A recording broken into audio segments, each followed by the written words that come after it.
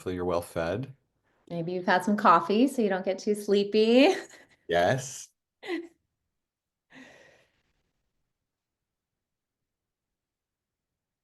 Awesome. So I think we can probably get started. We've got a few people here, and yeah, more people can trickle in. So yeah, thank you everyone for being here for the Unlocking Homeownership webinar. This webinar hopes to empower first-time home buyers to make informed decisions when purchasing their first home. But before we begin, just on behalf of Financial Beginnings, I'd like to thank our Financial Literacy Month sponsors, Ferguson Wellman Capital Management and Unitas Community Credit Union. Thank you so much for helping make this possible and all of the programming that we have during Financial Literacy Month. So without further ado, I'm going to welcome Brittany Matthews, a licensed real estate broker with Think Real Estate in Oregon. She's going to break down the responsibilities of homeownership, its pros and cons, and then outline the home buying process for you all. Yeah. Hi, everyone. Thanks so much for being here.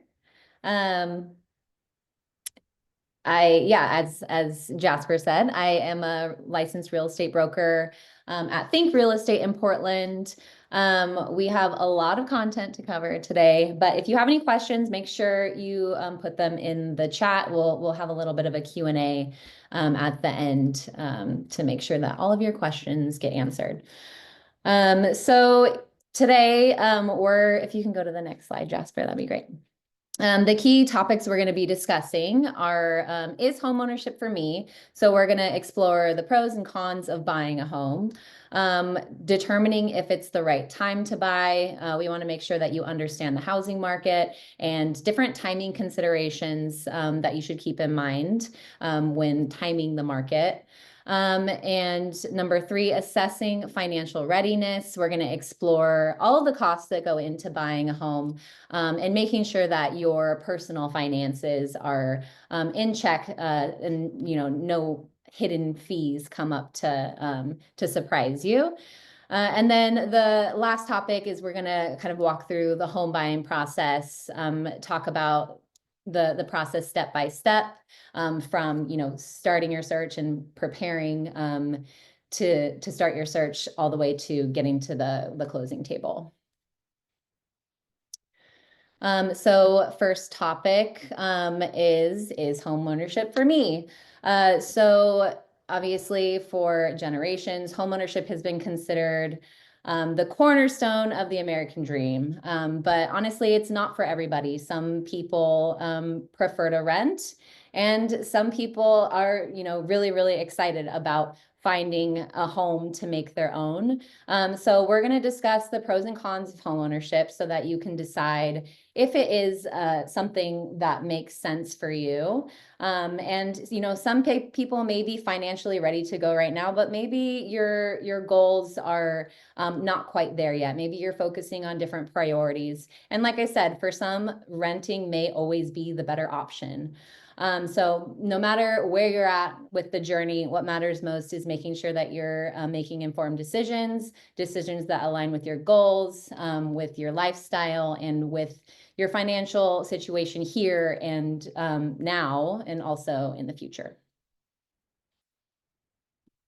So there are several advantages of buying a house.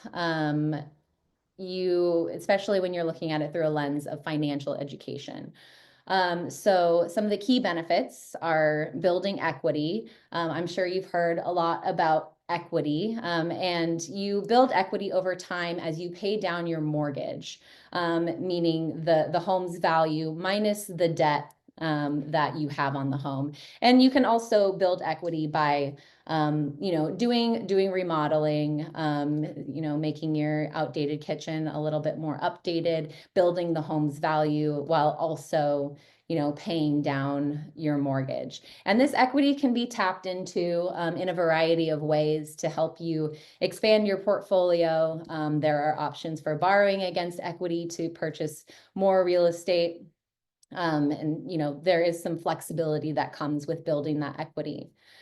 Secondly, stability. One of the number one things I hear from clients who are renting is that rent is going up, or they're kind of at the mercy of their landlord's decisions if their landlord decides to sell. But owning a home offers some financial stability because monthly mortgage payments are pretty set. You know, as long as you have a fixed term loan, your mortgage payment is going to be pretty similar for every month over 30 years.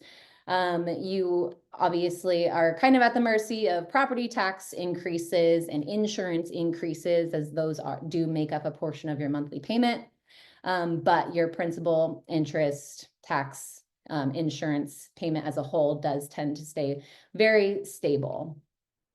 There are a lot of tax benefits that come with purchasing a home. A lot of times, or at least in the United States, the interest that you pay on your home is a tax deduction. So it can be used to lower your taxable income, and that goes for property taxes as well. So when it comes tax time, your mortgage servicer is going to send you a document that shows how much you paid in interest. Try not to focus on the number too much. You're going to be able to use that amount that you've paid towards interest and towards your property taxes to reduce your taxable income. So that will help lower your overall tax liability.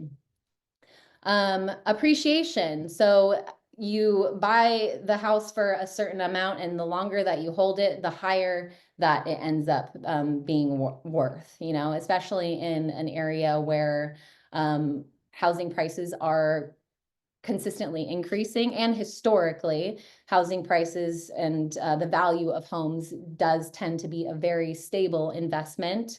So it's pretty common for you to be able to buy it at one price and to sell it and make a profit over a certain number of years.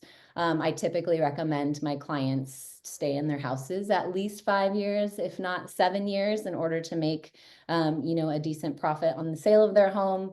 But yeah, you can it's a pretty safe bet that you'll gain some appreciation from the purchase of your house. Number 5 is possibly, you know, a renter's favorite thing, is that you have full control over the property. You are the homeowner, you have control over the living space. You can decide what renovations you do, what upgrades you want to do, what color you paint the house.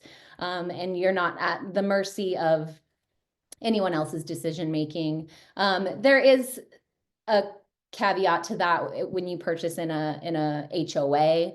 You know, there may be some rules that the HOA sets about you know, changing the color. You can't paint the outside of your house pink or something.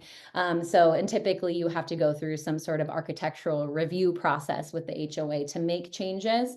So you have a little less control, but you do still get the choice to renovate, upgrade the interior of the home.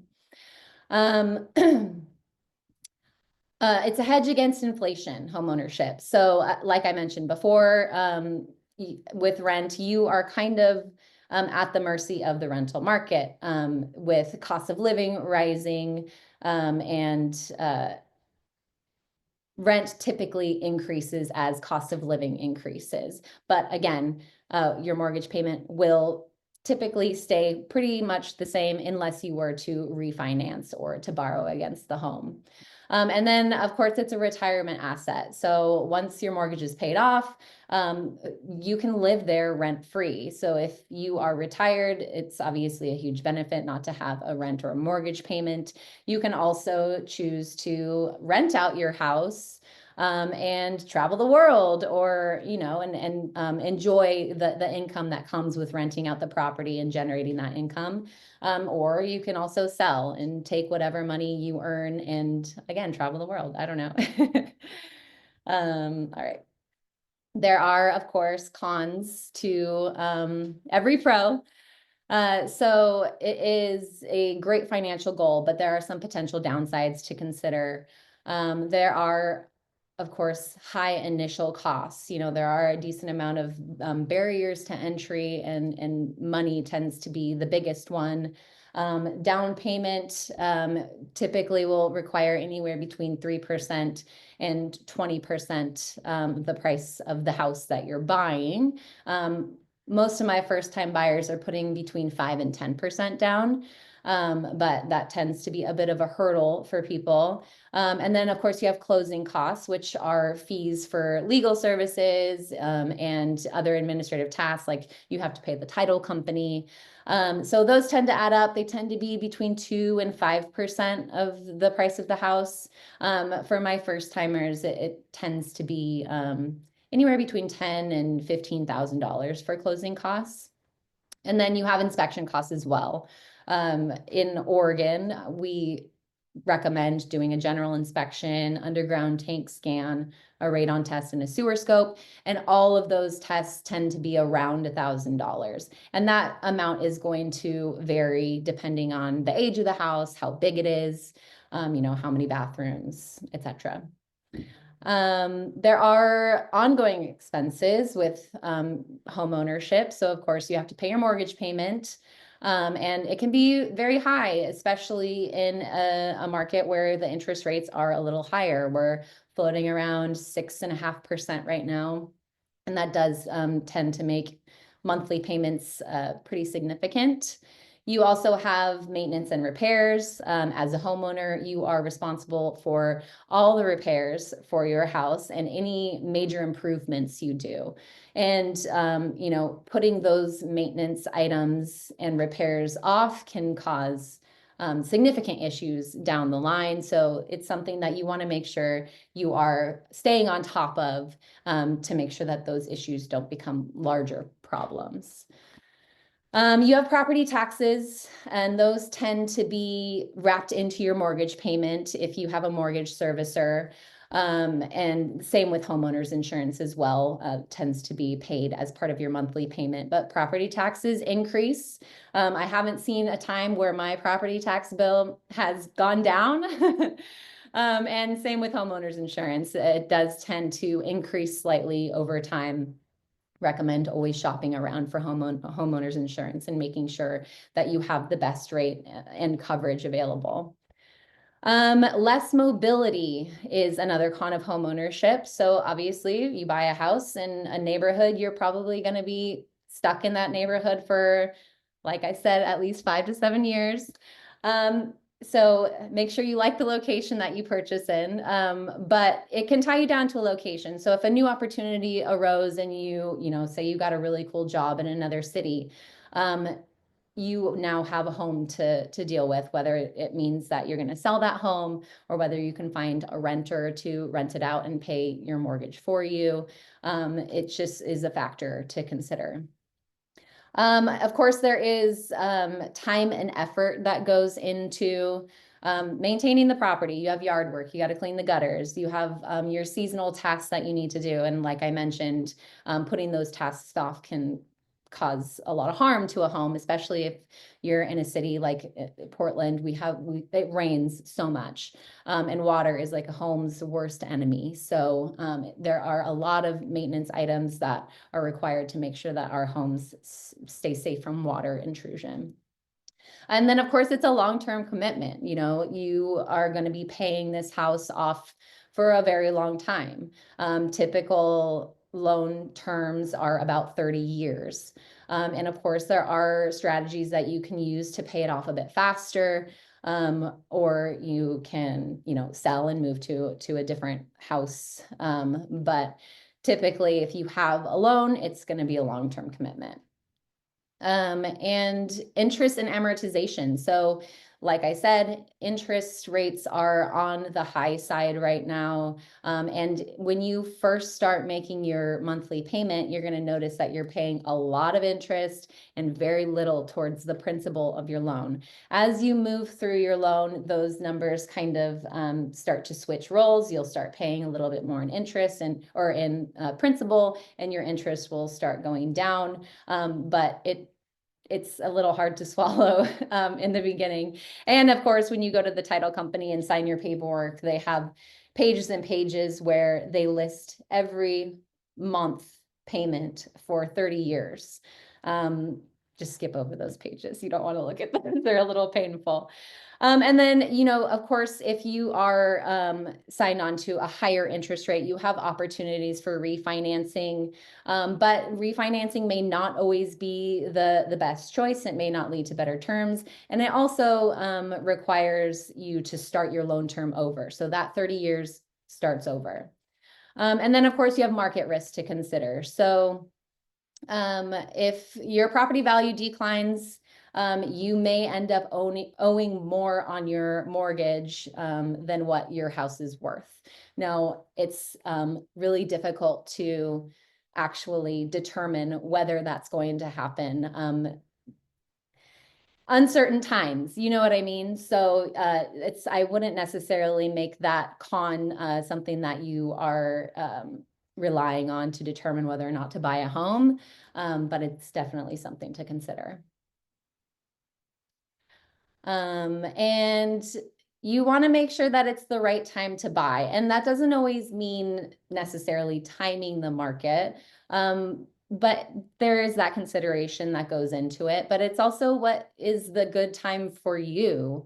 So the housing market refers to buying and selling of homes, basically. So it's influenced by different factors, home prices, interest rates, the current inventory. So in a market with high prices and rising interest rates, buying a home can be more expensive. But when demand is lower and there's more options, you may be able to snag yourself a deal because sellers are more motivated to sell their homes. So understanding the housing market, there are a few key considerations for you know, timing the market is what they say. So you want to take a look at home prices. Like I was just saying, in a seller's market, home prices tend to be a bit higher because demand is higher and supply is more limited. So when you hear people talking about inventory, that's the housing supply. So when that supply is limited, there are typically a lot more buyers than there are available homes to buy. So that tends to increase prices.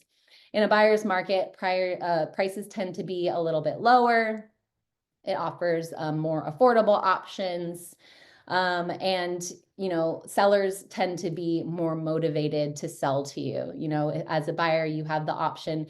You could buy this house or you can buy the one across the street. And which seller is going to make you a better deal, basically.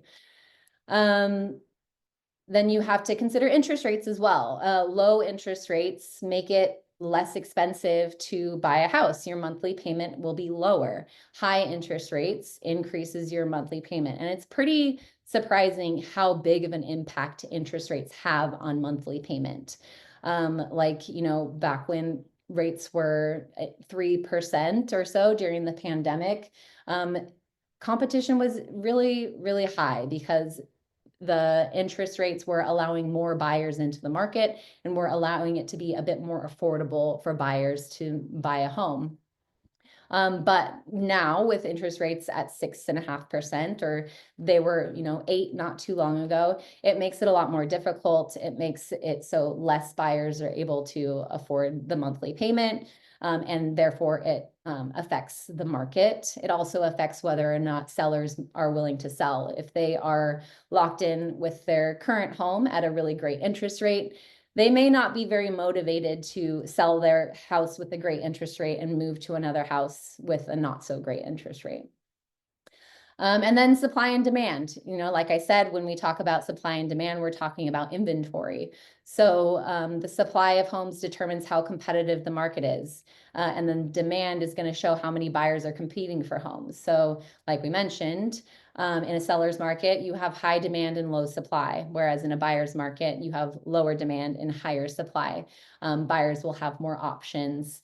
It's really best to talk to a real estate agent and a loan officer to, you know, ask about what is it like in my area right now? How competitive are you know, the situations right now, and talk to your loan officer asking about interest rates, asking about different programs they may offer to lower your interest rates, where they see interest rates going in the next, you know, year or so. Of course, nobody has a crystal ball, but we do our best.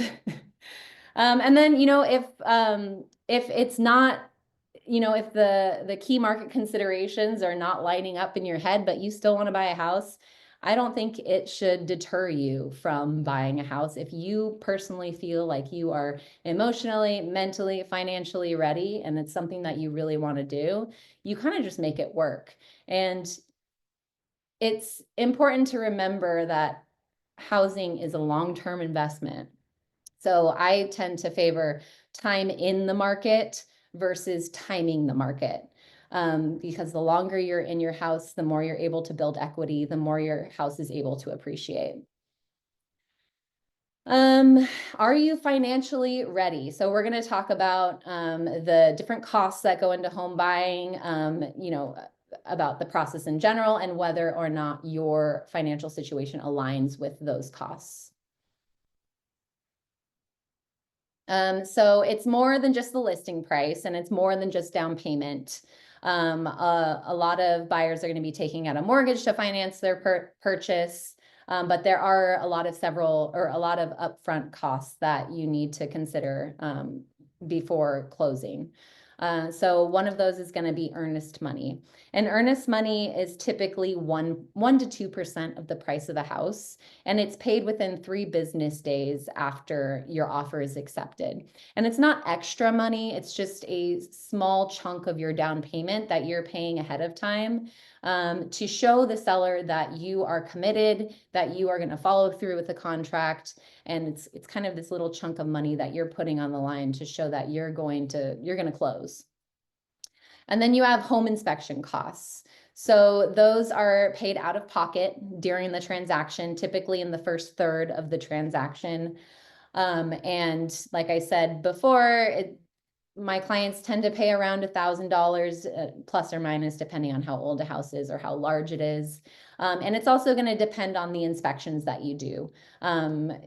You may not be required to do all the inspections that we have to do in Portland. The different types of inspections are geographic. And you have to consider homeowners insurance. So you're going to shop around for homeowners insurance, and typically you're going to be paying that as part of your monthly payment. But at closing, it's very common for the lender to require you to pay a year of homeowners insurance up front. And that covers you just in case your premium goes up during the year. There is, a little bit held back in an escrow account to make sure to cover any shorts. You have your down payment. It is paid at the end of the process, and it can range anywhere between 3 and 20% or more, depending on what you choose. And you'll talk to your loan officer to see what's best for you. And then you have closing costs. Again, those are typically between 2 and 5% of the price of the house, and those are on top of your down payment. And those are going to be covering costs for, lender fees and title fees, most specifically. You have property taxes. You are required to prorate the seller back property taxes for the time period that they're not going to be living there. Typically, property taxes are paid, in your monthly payment, but your mortgage servicer will pay it on your behalf for the whole year. And then, when you purchase a house, you have to pay the seller back for the amount that they've already paid. If you buy a house in a homeowners association, there are some fees that are typically due at closing.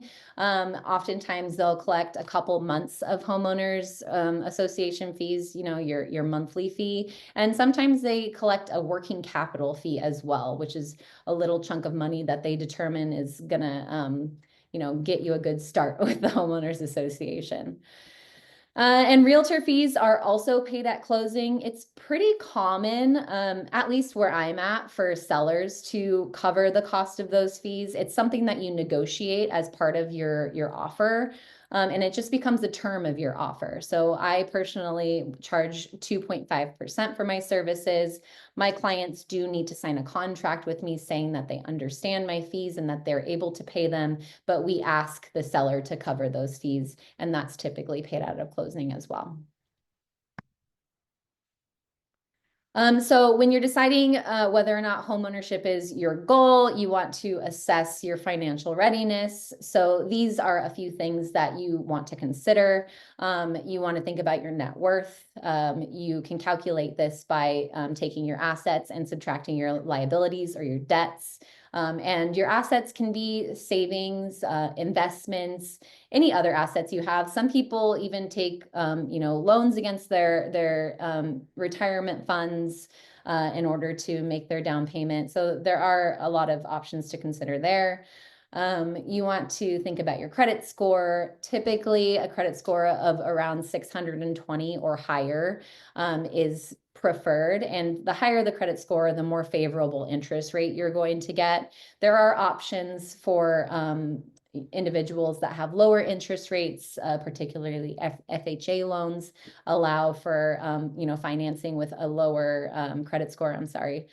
So yeah, you'll want to know what your credit score is, and lenders tend to take an average, and they tend to take the lower of the three credit scores. And like I said, interest rates are going to be directly impacted by your credit score. Higher your score, the better interest rates you're going to get, and vice versa. You want to think about your debt to income ratio, and your lender is going to figure that out for you. They typically want your debt to income ratio to be below 36%. Otherwise, you are seen as a more risky buyer. And then also, if you have family or friends that are willing to contribute to your down payment, that is totally an option. You need to make your lender tell them ahead of time. They will have to trace the funds. They'll have to get a gift fund letter from your family member. But I have seen a lot of buyers utilizing funds from family as gifts to help make their down payment. And then there's a lot of ways that you can go about strengthening your credit score. You can pay off some debts. Like some people have just a couple payments left on their car payment. So they can pay off their car, and that will, lower the debt to income ratio and likely increase the credit score. You want to avoid opening new accounts. New accounts tend to impact your credit score negatively, and you want to make sure that you're making payments on time. Any missed payments are going to negatively affect your credit score. Talking to a lender is great for this, or even a financial advisor.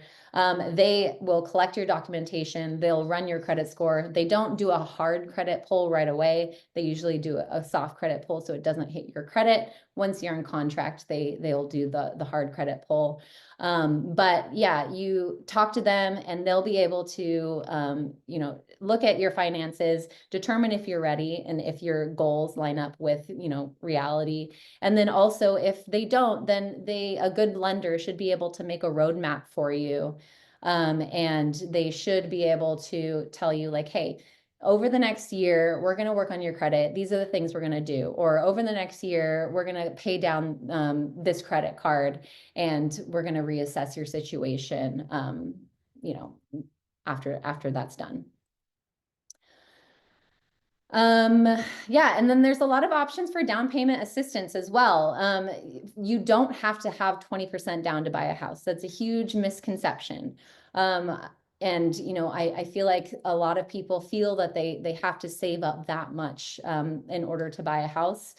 As you're saving and saving and saving, prices tend to be going up, up, up, up and up. So talking to a realtor and a loan officer about where you're at now and what a comfortable down payment is for you is a great way to prepare. But yeah, so Fannie Mae, Freddie Mac, they are conventional loans and they allow down payments as low as 3%. If you do have a down payment that is less than 20%, you typically have to pay private mortgage insurance, and that goes for FHA loans as well. FHA loans are through the Federal Housing Administration, and they require as little as 3.5% down. They do have a bit more stricter guidelines when it comes to the quality of the house that you purchase. So you're typically not going to be purchasing a fixer. with an FHA loan, but they also allow for lower credit scores. So I believe it's 580 that you can qualify for an FHA loan with. And then you have VA loans, which are available for eligible veterans, active service or active duty service members, and you can typically put no down payment. There's typically no private mortgage insurance, and they have competitive interest rates. And then you have USDA loans. If you're purchasing property in a more rural area, there are options for 100% financing, meaning no down payment and lower interest rates. And then you also have the Chenoa Fund, which it's a down payment assistance program. It's offered by CBC Mortgage Agency, and it helps home buyers cover down payment and closing costs. And it typically will work with an FHA loan or in conjunction with a conventional loan, and uses grants, or they will attach a second mortgage to your loan to, help with that down payment piece. So now we're going to work through the home buying process. There are a lot of steps that go into it. It can feel very overwhelming. If you have the right guidance, it's not as overwhelming as it seems on paper. I feel like steps 1 and 2, hiring a realtor and getting pre-approved for a mortgage, kind of go hand in hand. And your realtor may have a fantastic recommendation for a loan officer for you, and vice versa. But yeah, you want to find a realtor who is super knowledgeable about the market that you're in, about negotiating offers, and about the process in general, and someone that can just explain it to you and isn't impatient and is happy to answer any questions that come up. And then you want to get pre-approved for a mortgage. So a lender, like I said before, is going to review all your financials and determine your financial readiness for purchasing a house. They're also going to make sure that you tell them, hey, I don't want to spend more than $3,000 a month on a mortgage. And this is how much I have for my down payment. What is the list price that I should be looking for? So they will be able to give you a roadmap. My lender in particular, I can send him an address for a client and say, hey, can you show them the breakdown of what their closing costs are going to be and what their monthly payment is going to be for this particular house, because it is influenced by property taxes, price, etc. And then you're going to start your search. Once you create your team, you're going to start the home search. You're going to discuss with your realtor what you're looking for, and you're going to look at listings. You're going to visit a lot of homes, and you're really going to narrow in on what is going to serve you. After you find a house that you like, you make an offer. Your realtor is going to guide you through that process. It's going to look different for every single house. Some houses are more competitive than others, and your offer is going to reflect that. After you get your offer accepted, you start working through your contingencies. So they are conditions that have to be met before the sale is finalized. You have your home inspection, appraisal, your financing contingency, your title contingency, and there's timelines associated with each one. So you work through those during the closing process to make sure that every condition is met before you agree to purchase the house. While you're working through that closing process, your lender is working on getting your financing dialed in. You lock in your loan terms, you lock in your interest rate, and they make sure that they're going to be able to lend you that money when it comes time to close. And then on a day before closing or day of, you're going to go to the title company, sign your paperwork. All of the money is going to be transferred, and then you meet at the house to get the keys, and it's super fun. And then you have to move, and that might be the worst part of it all. Finding the right realtor is super important. We are licensed professionals. We help you navigate the process, and we wear many hats. So we will help simplify the process and increase your chances of finding and purchasing your ideal home. In most cases, like I said, I charge 2.5%. Typically, it's between 2.5% and 3% for a realtor's services. And you will need to sign a contract with a realtor before you start your search. and they will discuss the terms of the contract and what they owe to you as your representative. But the key services that realtors are going to be providing you is market knowledge. We have access to a multiple listing service, which is the program where all houses are going to be input and then it's syndicated to like Zinfo or Zillow, Redfin, those sites. So it allows me for my clients to really zone in on the location that they want to be in and determine if their budget matches with that particular market's data. And we also can, through the MLS and with our market knowledge, we will pull comparable sales for you to make sure that the houses you're interested in are priced well, you're not overpaying, or maybe they're priced really low and we can expect there to be a lot of competition. Once we have your search set up, we start showing property. We arrange the viewings. Your realtor is going to work around your schedule. And for me personally, that means, whether we're seeing one house on a weekday or we're doing a whole tour of 5 houses on a weekend. Typically it really works around the client schedule. And your realtor should be able to identify potential issues in properties that maybe you would overlook, or someone without that particular expertise might overlook. And your realtor should be able to go through a property and say, hey, this is probably going to come up in inspections. There's galvanized plumbing here. This material is made of asbestos. There's likely lead paint here. So they have the knowledge to really guide you through and manage your expectations for what each particular house has to offer. And we coordinate with other professionals. Before your offer is accepted, your realtor is going to be coordinating with the listing agent to find out what the seller wants, find out how competitive the situation is, talk about what other buyers may be offering on the property so that they can create the most competitive offer for you. And then when you're in contract, we're connecting you with inspectors, with contractors. If things come up in the inspections, we need to get quotes for repairs, or maybe you want to paint the whole house after you're in contract and you just want to know how much that's going to cost so that you can budget for it. I have all the contacts and very well vetted contacts that I provide to my clients for during the process, and then even after the process, even if that means 5 years down the line. We negotiate on your behalf. So a realtor is going to make sure that you are getting the best deal in a situation where maybe a house has been sitting on the market for a while. You're able to offer under asking.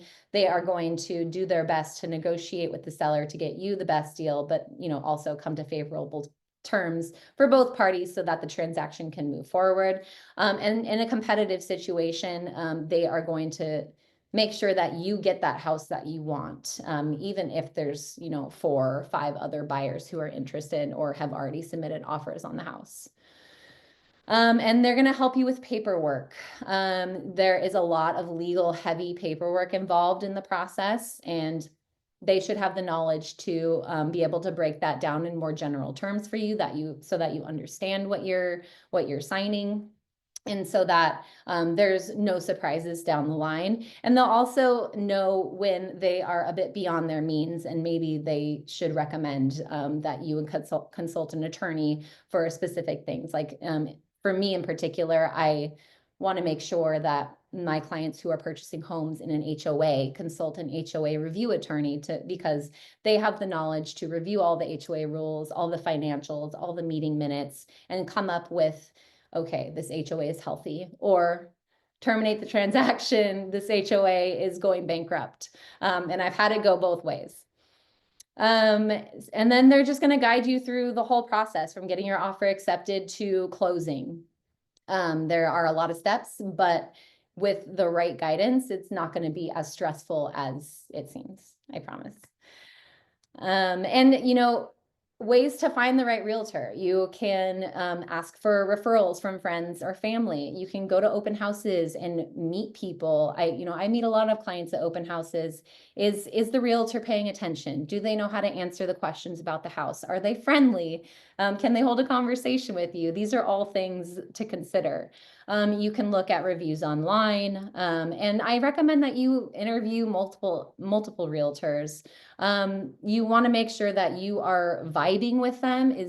That's my number one thing. You're going to be spending a lot of time with this person. You're going to be communicating with them back and forth for potentially years. And you want to make sure that you have a great relationship with them and that you enjoy your time with them. So this is a list of questions that you can ask realtors that you're interviewing, and are they listening to what you're saying? Are they listening to your wants and needs? And do you like them? I think those are the biggest things for me, at least. Getting pre-approved for a mortgage. So, like I said before, that kind of goes hand in hand with meeting your realtor, and your realtor may be able to recommend a lender to you, who they work with very closely. And so they're going to evaluate your financial information and determine the loan amount, that you are approved for. And you've got to get pre-approved before you start shopping around for a house, at least in a competitive market. There's so many times when, a house is listed on Thursday and it's pending by Sunday, and, you loved it, but you didn't have the pre-approval ready.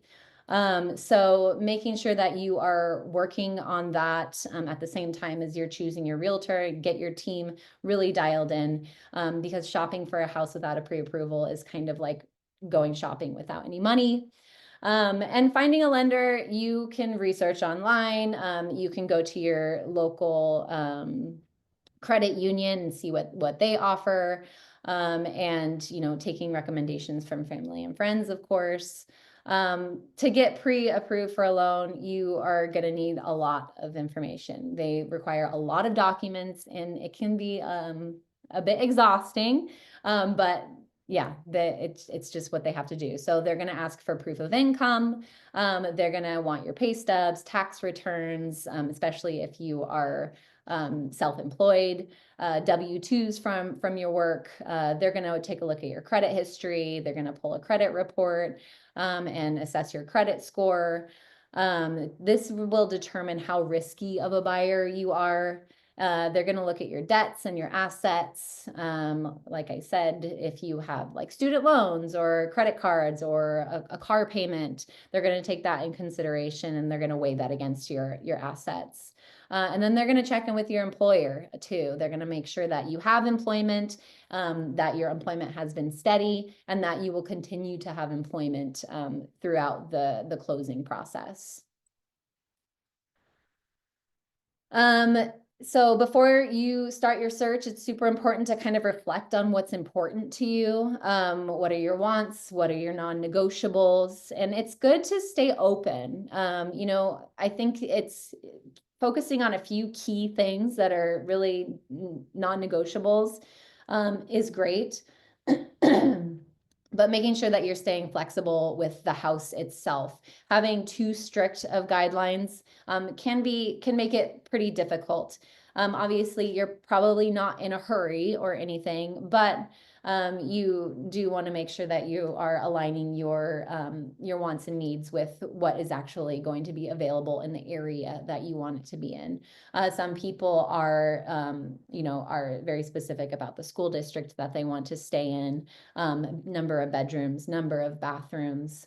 So yeah, talk with your realtor, talk to them about, what your dream home looks like, and then listen to them when they have recommendations on bringing that down to a place that may be a bit more realistic. So you have your search set up, you're going and looking at houses, you're pre-approved, and you start making offers on houses that you like. Hopefully you only have to make one offer on the house that you absolutely love. Sometimes it takes more than one, depending on if you're in an area that's super competitive. But you will submit an offer, and it really depends on whether that house has been sitting on the market for a while or if it's a competitive situation. And your offers are going to look different for every single house. Every seller has different motivations. So say this house has been on the market for 60 days, then I'm going to work my butt off to try to get you the best deal possible. If it's a house that has, like I said before, 4 other offers, you're going to discuss, okay, this is how high I'm willing to go for this particular house. These are the terms I'm willing to put in the offer. I'm going to start shaving away a little of my inspection period. I'm going to offer a faster closing. I'm going to offer, more earnest money. So you're including terms that are going to be a bit more appealing to a seller. And I'm on the phone with the listing agent talking to them and saying, hey, what other offers do you have in hand? What do they look like? Would this be competitive, etc. And once your offer is accepted, it becomes legally binding, and you have to deposit your earnest money within 3 business days. And that's kind of when the process starts moving along, and you start working through all of your contingencies. Your realtor will make a timeline for you so that you understand when your contingencies start and when they end. And now we'll talk about contingencies. So these are conditions that need to be met for a home sale to go through, and they are meant to protect you. So they allow you to terminate the transaction and get your earnest money refunded to you. So when you're making an offer, the contingencies are already included in the contract. You may make edits to those contingencies if it's a competitive offer situation. That you may make the timeline shorter. You may waive certain contingencies. Sometimes the sellers give you the property disclosures ahead of time. So you may feel inspired to waive the seller property disclosure contingency because you've already read them, you've seen them, and you understand that there's nothing in there that's going to sneak up and surprise you. But the most common contingencies that you have are the financing contingency. And that one, it ensures that you can secure a mortgage on the home before the deal closes. And typically, if your financing is, if it fails during the transaction, there's typically a 2 to 3 business day window of time for you to go out and shop for new financing. And this also protects you if you were to lose your job or something and you're no longer able to qualify for a loan at all, you can terminate the transaction and be entitled to an earnest money refund. You have your home inspection contingency. I would say this is one of the most important contingencies, and the time that you really want to do your due diligence and make sure this is the house for you.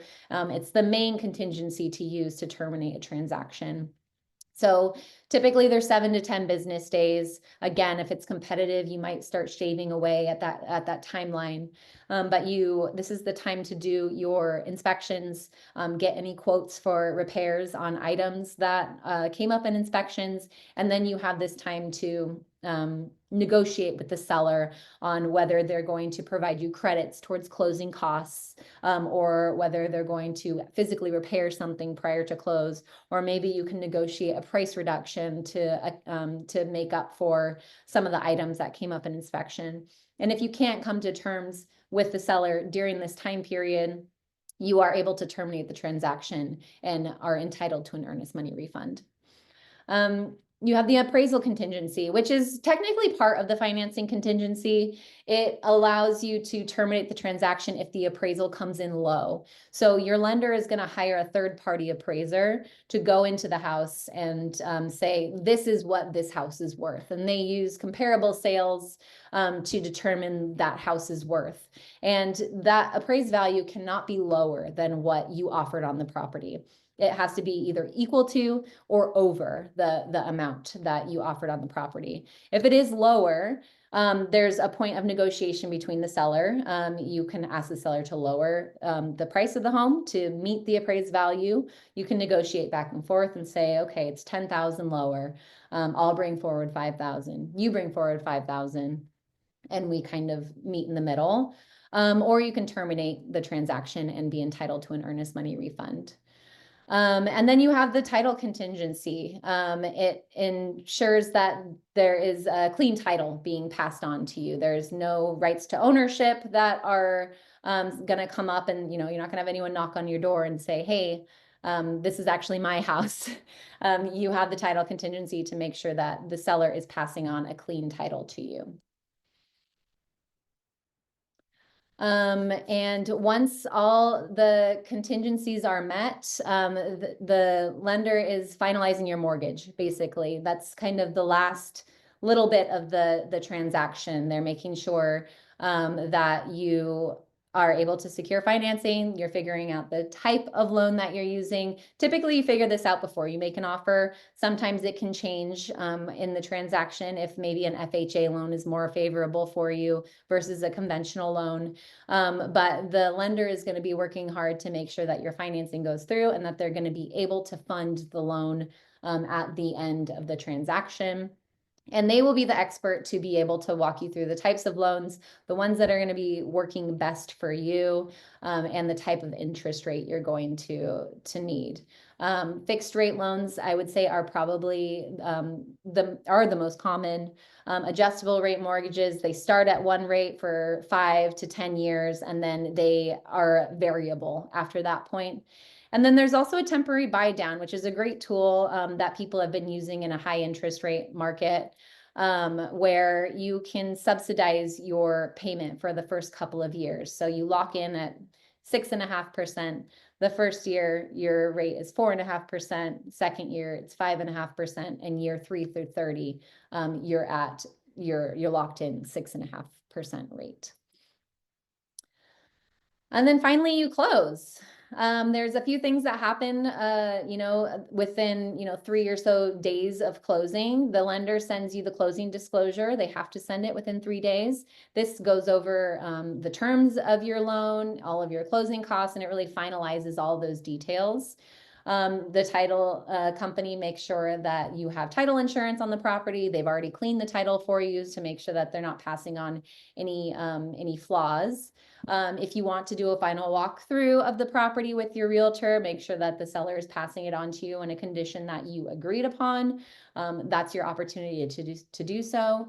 You go to the title company either the day before closing or the day of to make sure that you signing your documents, you're giving them your payment for your down payment and your closing costs.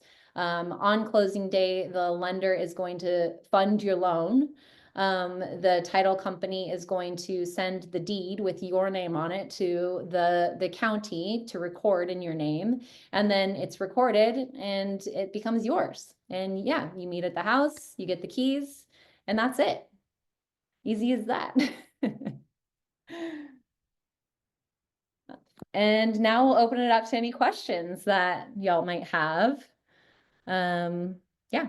Yeah, feel free to drop those questions in the chat if you have them.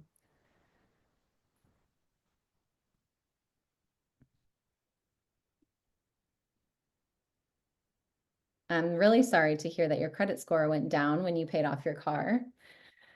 Sometimes I look at mine and it goes down for no reason. I'm like, okay, Yeah. I guess that's what we're doing today.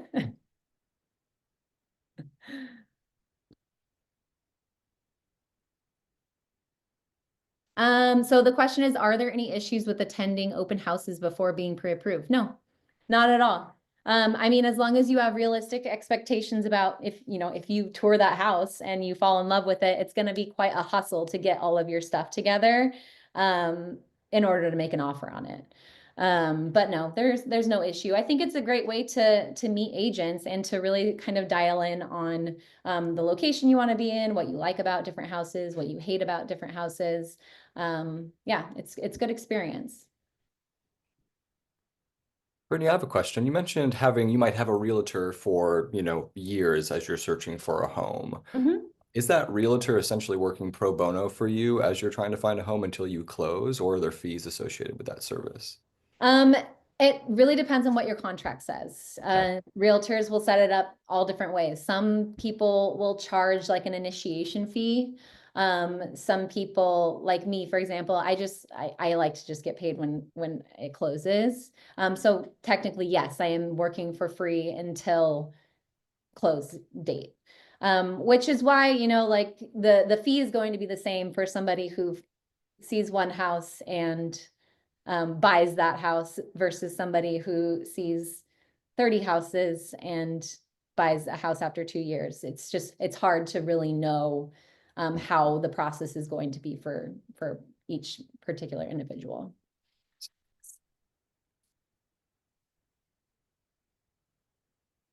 Any other questions?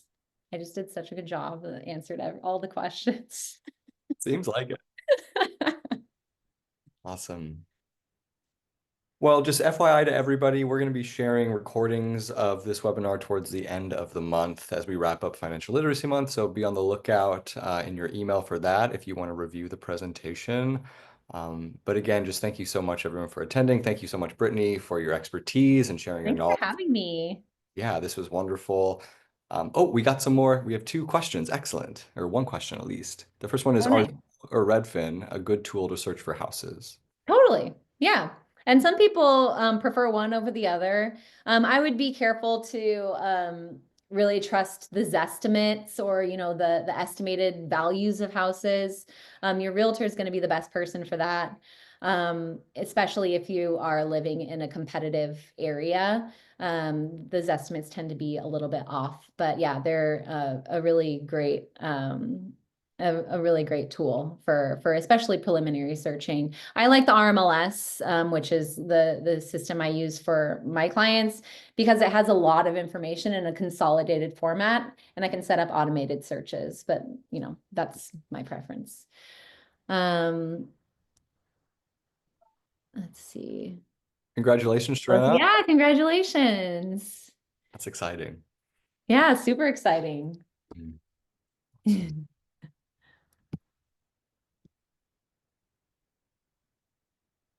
awesome. Inspections and appraisal, how much control does? So you can have your inspection period end as quickly as you want it to. Like if you were in your inspection period and you had it on day one and you were like, this is good, you could end that contingency and move forward. You can also have your lender order your appraisal, on day one of your transaction too. So you do have some control. You have to make sure that you're communicating that with the professionals that you're working with so that they understand that, hey, I really want to close quickly. Or if you want to extend your close period as well, then it's obviously not as much of a hustle. But typically a lender, like if you're using financing, 21 days is kind of the fastest that it can go. If you're doing a cash transaction, it can be as fast as like 2 weeks. But you do have control over those things. Any final questions?